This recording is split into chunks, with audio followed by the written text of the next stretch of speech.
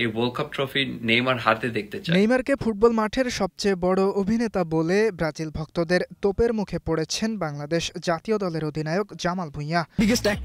ফুটবলের সবচেয়ে বড় অভিনেতাকে কদিন আগে একটি ইভেন্টে এমন প্রশ্নে জামাল নিয়েছিলেন নেইমারের নাম।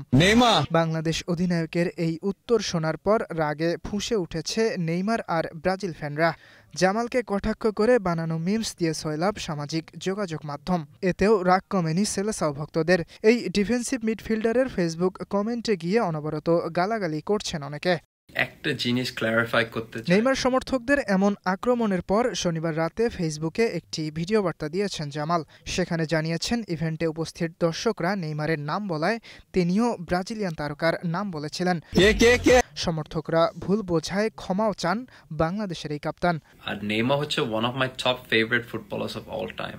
ইভেন আমার বাসায় নেইমার জার্সি আছে with his signature. So guys, sorry for this misunderstanding. আর আমরা যারা ব্রাজিল সাপোর্ট করি, অফকোর্স নেক্সট ইয়ার আমরা এই ওয়ার্ল্ড কাপ ট্রফি নেইমার হাতে দেখতে চাই। এমনিতেই মাঠের সময়টা ভালো যাচ্ছে না জামালের। জাতীয় দলের হয়ে পাচ্ছেন না নিয়মিত প্লেইং টাইম। হামজা সমিতদের আগমনের পর সেরা একাদশে জায়গা পাওয়া নিয়ে চাপে আছেন। আগামী 9 অক্টোবর এশিয়ান কাপ বাছাইয়ে হংকংয়ের বিপক্ষে মাঠে নামবে বাংলাদেশ। সেই ম্যাচের অনুশীলন ক্যাম্পে প্রস্তুতি নিচ্ছেন জামাল।